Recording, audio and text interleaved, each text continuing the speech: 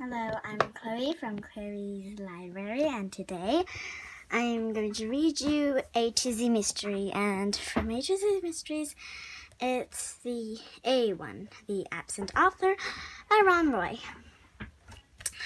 Okay. There's the map of the Green Lawn from Connecticut. As you can see. Chapter 1. Please, Josh, Dick said. If you come with me today, I'll owe you one. Just name it. Anything. Dick's full name was Donald David Duncan, but no one in Greenland ever called him that, except his mother when she meant business. Josh Pinto grinned at his friend. Anything? He raised his mischievous green eyes toward the ceiling of Dick's bedroom.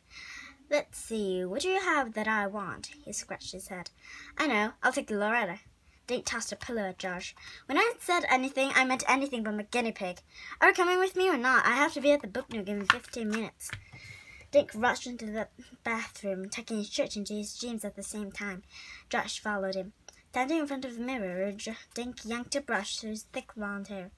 Well, he said, are you coming with me? What's so important about this writer guy? Josh asked, sitting on the edge of the bathtub. Dick turned around and put his hairbrush. Wallace isn't just some writer guy, Josh. He's the most famous mystery writer in the world. All the kids read his books, except for you. If he's so famous, why is he coming to dinky little Green Lawn? Dink charged back into the bedroom. I told you, he's coming because I invited him. I'm scared to death to meet someone so famous. I don't even know what you're supposed to say to an author.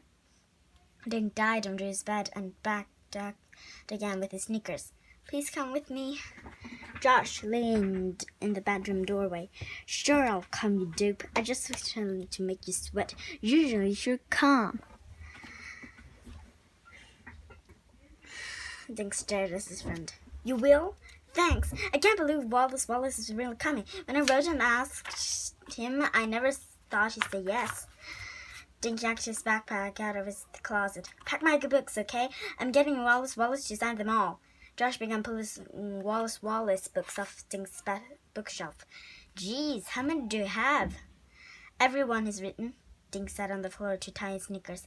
23 so far. You should read some of them, Josh. Josh picked out the Poisoned Pond and read the back cover.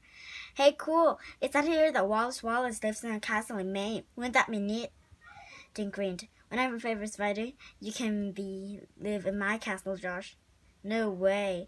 When I'm a favorite artist, you can live in my castle, down in the basement. Josh picked up the riddle on the river. What's the sky look like? He asked. And how come his picture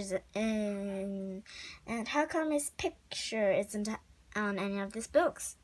I wondered about that too, Dink said. I sent him one of his school pictures and asked for one of him, but when I got his letter, there was no picture. Dink finished tying his laces. Maybe Wallace doesn't like having his picture taken. Josh squeezed all 23 books into Dink's pack. He grinned at Dink. Or maybe he's just too ugly. Dink laughed. Gee, Josh, you're ugly and you love having your picture taken. Ha ha. Josh picked up his drawing pad. But just because you're my best friend, I'll draw his picture at the bookstore. Dink looked at his watch. Yikes, he said. You have to pick up Ruth Rose in 1 minute. He tore into the bathroom and started brushing his teeth. How'd you get her to come? Josh called. Dink rushed back into his room, wiping toothpaste from his mouth. You kidding? Ruth Rose loves Wallace's books. Dink slung his backpack over his shoulder. He and Josh hurried next door to 24 Rudy Street. Tiger, Ruth Rose's orange cat, was sitting in the sun on the steps. Dink pressed the doorbell. Ruth Rose showed up at the door. As usual, she was dressed all in one color. Today was purple.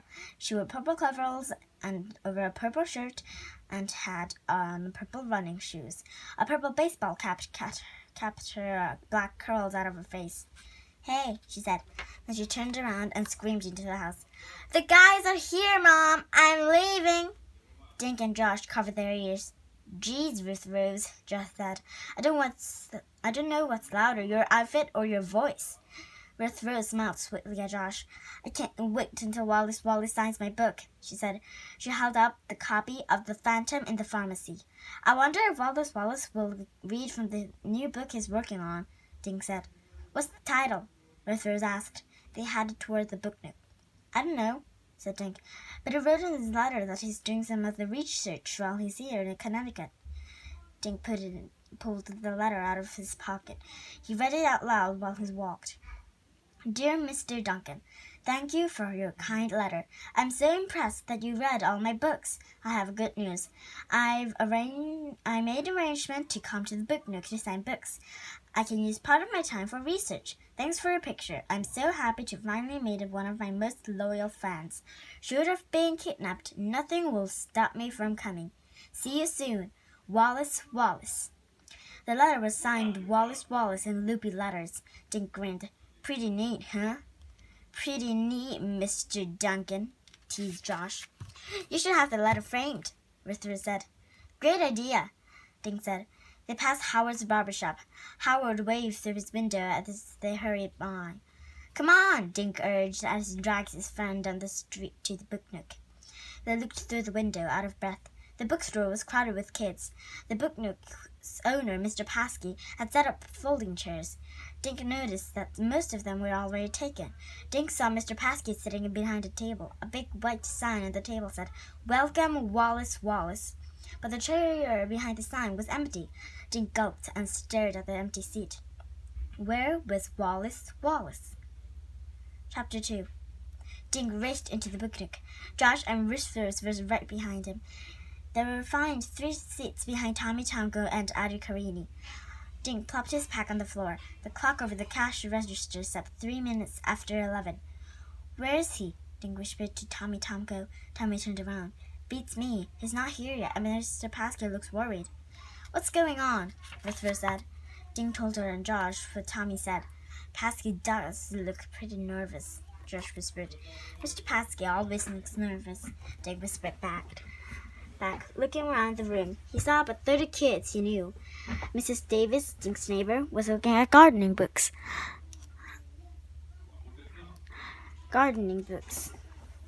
Dink checked the other grown-ups in the store. None of them looked like a famous mystery writer. Mr. Paskey stood up. Boys and girls, welcome to the book nook. Wallace Wallace should be here any second. How many of you have books to be autographed? Everyone waved a book into the air. Wonderful. I'm sure Wallace Wallace will be happy to know that Green Lawn is a reading town. The kids clapped and cheered. Dink glanced at the clock. 11:05. He swallowed, trying to stay calm. Wallace Wallace was late, but it was only by 5 minutes. Slowly, 5 more minutes passed. Dink felt his palm getting damp. Where is Wallace Wallace? He wondered. Some of the kids started getting restless. Dink heard one kid say, Whenever I'm late, I get grounded. So where is he? Josh asked. Ruth Rose looked at her watch. It's only 10 after, she said. Famous people are always late. Now Dink stared at the clock. The big hand jerked forward, paused, then wobbled forward again. At 11:15, Mr. Paskey stood up again. I don't understand why Wallace Wallace is late, he said. Dink noticed that his bald head was shiny with sweat. His bow tie was getting a workout. Mr. Paskey smiled bravely, but his eyes were blinking like crazy through his thick glasses. Shall we give him a few more minutes? The crowd grumbled, but nobody wanted to go anywhere. Ruth Rose started to read her book. Josh opened his sketchpad and began drawing Mr. Paskey. Dink turned and stared at the door. He mentally ordered Wallace Wallace to walk through it. You have to come, thought Dink. Ever since he had received Wallace Wallace's letter, he'd thought about only one thing, meeting him today. Suddenly, Dink felt his heart skip a beat. The letter. Short of being kidnapped, the letter said. Nothing will stop me from coming. Kidnapped? Dink shook his head. Of course Wallace Wallace hadn't been kidnapped. Mr. Paskey stared again, but this time he wasn't smiling. I'm sorry, kids, he said, but Wallace Wallace doesn't seem to be coming after all. The kids groaned. They got up, scraping chairs and bumping knees. Mr. Paskey apologized to them as they crowded past, heading for the door. I've read every single one of his books, Dink heard Amy Flower tell another girl. Now I'll probably never meet anyone famous. I can't believe we gave up a soccer game for this, Tommy Tomko muttered to Eddie Carini after the day went out. Ruth, Rose, and Josh went next, but Dink remained in his seat. He was too stunned to move. He felt the letter through his jeans, shirt of being kidnapped. Finally, Dink got up and walked out. Josh and Ruth Rose were waiting for him. "What's the matter?" Ruth Rose said. "You look sick." "I am sick," Dink mumbled.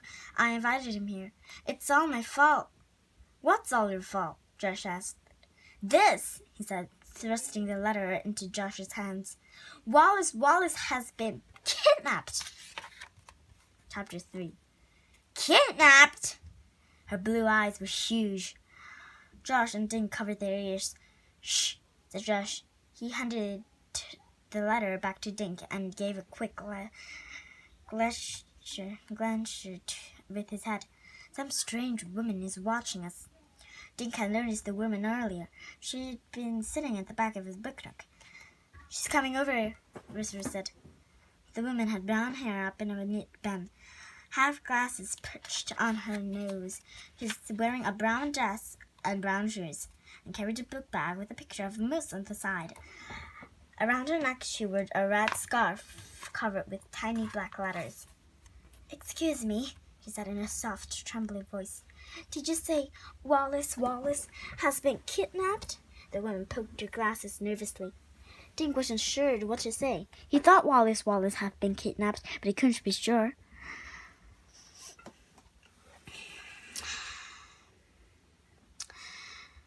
"Well, he might have been," finally he said. "Well, he might have been." "My goodness," gasped the woman. "Who are you?" Josh asked her. "Oh, pardon me," the woman blushed. "My name is Mavis Green," she mumbled. "I'm a writer, and I came to meet Mr. Wallace." Dink said, "I'm Dink Duncan. These are my friends, Ruth, Rose, and Josh."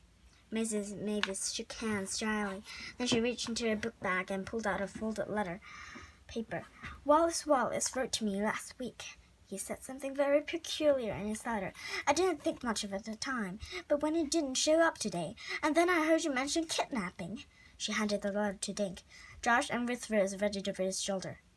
"Dear Mavis, thanks for your note. I'm well, and thank you for asking. But lately my imagination is playing tricks on me. I keep thinking I'm being followed. Maybe that's what happened to mystery writers. We start seeing bad guys in the shadows. At any rate, I'm eager to meet you in Greenlawn, and I look forward to our lunch after the signing. Wallace." "Wow," said Ruth Rose. "First he says he's being followed, and then he winds up missing." Dink told Mavis about his letter from Wallace. "He said the only thing that would keep him from coming today was if he was kidnapped." "Oh dear," said Mavis. "I just don't understand. Why would anyone want to kidnap Wallace?" "If he's the most famous mystery writer in the world, he must be rich, right?" Josh said.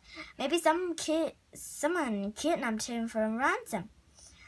Suddenly Josh grabbed Dink and spun him around, pointing toward the street.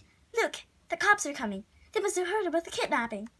A police officer was walking toward them. "Josh, that's just Officer Fallon, Jimmy Fallon's grandfather," said Dink. "Jimmy came to get a book signed. I saw him inside the book nook." "Maybe you should show Officer Fallon these letters," Ruth Rose suggested. "There could be clues if Wallace has really been kidnapped." "Who has been kidnapped?" asked Officer Fallon, who was now standing near them. "Not my grandson, I hope," he added, grinning. Dink showed Officer Fallon the 2 letters. "We think Wallace might have been kidnapped," he said. "He promised he'd come to sign books, but he isn't here." Officer Fallon read Mavis's letters first, then Dink's. He scratched his chin, then handed the letters back. "The letters do sound a bit suspicious," he said, "but it's more likely that Mr. Wallace just missed his flight." Jimmy Fallon ran out of the book nook, waving a Wallace book at his grandfather. "Grandpa, you never came. Can we go for ice cream anyway?" Officer Fallon put a big hand on Jimmy's head. "In a minute, son," to Dink had said. "I wouldn't worry. Mr. Wallace will turn up. Call me tomorrow if there's no news, okay?" They watched Jimmy and his grandfather walk away. Dink handed Mavis's letter back to her. He folded it and slid it into his pocket. Crazy thoughts were bouncing around in his head. What if Wallace really had been kidnapped? It happened because I invited him to Greenlawn. I packed it in a compass. I don't want to wait till tomorrow, he said finally. I say we start looking for Wallace now. Where do we start? Rivers asked. Dink jerked his thumb over his shoulder. Right here at the book nook. Excuse me, Mavis Green said shyly. May I come along too? Sure, said Dink. He marched back inside the book nook, with the others following. Mr. Paskey was putting the Wallace's books back on the shelf. He looked even more nervous than before. Excuse me, Mr. Paskey, Dink said. Have you heard from Wallace? Mr. Paskey's hand shot up to his bow tie. No, Dink, not a word. We think he was kidnapped, Josh said. Mr. Paskey swallowed, making his bow tie wiggle. Now, Joshua, let's not jump to conclusions. I'm sure there's a rational explanation for his absence. Dink told Mr. Paskey about the 2 letters. I'm really worried, Mr. Paskey. Where could he be? Mr. Paskey took out a handkerchief and wiped his face. I have no idea. He removed a paper from his desk and handed it to Dink. All I have is his itinerary. The others looked over Dink's shoulder as he read. Itinerary for Wallace. Arrived at Bradley Airport at 7 p.m. Friday, July 15th. New England Airlines Flight 3132. Second, meet driver from Lawrence Taxi Service. Third, drive to Shangri-La Hotel. Fourth, sign books at Book Nook at 11 a.m. Saturday, July 16th. Fifth, lunch, then back to airport for 4:30 p.m. flight. Can I keep this? Dink asked Mr. Paskey. Mr. Paskey blinked. Well, I guess that'll be all right, but why do you need the itinerary? Dink picked up a marker and drew circles around the words airport, taxi, hotel, and Book Nook. This is like a trail. It leads from the airport last night to the Book Nook today, Dink said. Somewhere along this trail, Wallace disappeared. Dink stared at the itinerary. And we're going to find him. Chapter 4. Mr. Paskey shooed them out of the Book Nook and locked the front door. I have to eat lunch, he said. He scurried down the main street. Come on, Dink said. There's a phone in Alice's diner. Good. We can eat while you're calling. Josh stopped. Who are you calling? The airport, Dink said. To see if Wallace was on that 7 o'clock flight last night. They walked into Alice's diner just as Jimmy Fallon and his grandfather came out. Jimmy was working on a triple-decker chocolate cone. Elliot stood behind the counter. As usual, her apron was smeared with ketchup, mustard, chocolate, and a lot of stuff Dink didn't recognize. Alice smiled. Hi, Dink. Buttered crunch, right? Dink shook his head. No thanks, Elliot. I came to use the phone. Excuse me, but would it be all right if I bought you a cone? Mavis Green asked. I was going to buy lunch for Mr. Wallace anyway. Gee, thanks, Josh said. I'll have a scoop of mint chip and a scoop of pistachio. Oh, you like green ice cream too, Mary said. She smiled shyly. I'll have the same, please. I like pink ice cream, Rose said. I'll have a strawberry cone, please. 1 scoop. How about you, Dink? Mavis asked. I'm not hungry, thanks, he said. But you guys go ahead. I'm going to call the airport. Dink felt guilty. If he hadn't invited Wallace to Greenlawn, his favorite author would be safe at home in his castle in Maine. But Dink couldn't help feeling excited too. He felt like a detective from one of Wallace's books. Dink stepped into the phone booth, looked up the number for New England Airlines, and called. When a voice came on, he asked if Wallace had been aboard flight 3132 last night. He was. Did it land in at 7 o'clock? Dink asked. Thanks a lot. He rushed out of the phone booth. Hey guys, they told me Wallace was on the plane, and it landed right on time. So you didn't miss his flight, with Rosette's strawberry pink lips. That's right. Dink pulled out the itinerary. He drew a line through airport. This is so exciting, Rithra said. Now what? Josh asked, working on his double dipper. Dink pointed to his next circle on the itinerary. Now we need to find out if a taxi picked him up, he said. Lauren's taxi is over by the river, Ruthven said. Dink looked at Mavis. Would you like to come with us? We can walk there in 5 minutes. Mavis wiped her lips carefully with a napkin. I'd love to come, she said in her soft voice. They left Annalie's diner, walked left on Bridge Lane. They headed down Woodview Road toward the river. Mr. Paskey looked pretty upset, didn't he? Josh said, crunching the last of his cone. His chin was green. Wouldn't you be upset if you have a bunch of customers at your store waiting to meet the famous author and he didn't show up? Ursula was asked. Yeah, but he was sweating buckets, Josh said. I wonder if Mr. Paskey kidnapped Wallace. Josh, get real. What was Mr. Paskey kidnapped an author? Asked Ruth Rose. He sells 10 of Wallace's books. I don't think Mr. Paskey is the kidnapper, Dink said. But in the way, Josh is right. Detectives should consider everyone a suspect, just the way they do in Wallace's books. At River Road, they turned left. 2 minutes later, Dink pushed open the door of Lauren's taxi service office. He asked the man behind the counter if one of the drivers had met Flight 3132 at Bradley Airport the previous night. The man ran his finger down a list on the clipboard. That would be Marian Higgins. She is out eating her lunch, he said, pointing over his shoulder. Walk straight through. They cut through the building to a grassy area and back. Through the trees, Dink could see the Indian River. The sun reflected off the water like bright coins. A woman was sitting on a picnic table eating a sandwich, filling in a crossword puzzle. Excuse me, are you Marian Higgins? Dink asked. The woman shook her head without looking up. Nope, I'm Marilyn Morale. The woman wrote in another letter. Then she ripped it up. She had the merriest blue eyes Dink had ever seen. Yeah, cutie pie, I'm Marian. She pointed at her sandwich at Dink. And who might you be? I'm Dink Duncan, he said. These are my friends Josh and Ruth Rose and Mavis. We wonder if you could help us, Ruth Rose said. Marian stared at them. How?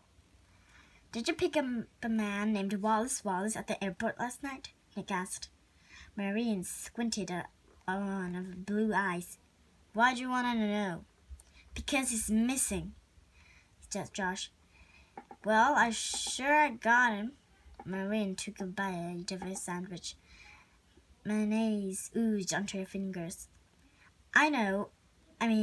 We didn't think you had him, Dink said. But did you pick him up? Marie nodded, swallowing. Sure, I picked him up. 7 o'clock sharp. I was there with my sign saying Wallace. The guy spots me, trots over. I take him out to my taxi. He climbed in, carrying a small suitcase. Kind of spooky guy, dressed in a hat, long raincoat, sunglasses at night. Didn't speak a word, just sits. Spooky. Do you take him to the Shangri-La Hotel? Dink asked. Yep. Those are my orders. The guy didn't have to give directions, but it would be nice if she said something. That's the time, you know. A lot of people, they just chat friendly. Not this one. Quiet as a mouse in the back seat. Marie wiped mayonnaise from her fingers and lips. Who is this Wallace fellow anyway? He's a famous writer, Richard said. Marine's mouth fell open. You mean I was at the library in my cab and never even knew it? What happened when you got to the hotel? Josh asked. Marine stood up and tossed her napkin into the trash. I get out of my side and then open the door. He comes out, hands me a 20. Last I see him, he's scooting into the lobby. Dink pulls out the itinerary. He crossed out taxi with a thick black line. Then he drew a question mark next to hotel. Thanks a lot, Mrs. Higgins, he said. Come on, guys. I have a feeling we're getting closer to finding Wallace. Marine put her hand on Dick's arm. I just thought of something, he said. When he handed me my fare, this Wallace fellow was smiling. Dink stared at Marine. Smiling? She nodded. Yep, had a silly grin on his face, like he knew some kind of big secret or something. Okay, today I'm gonna read you just from now and bye. And next time I'm going to read it to the from chapter. I'm going to read you from chapter 5. So,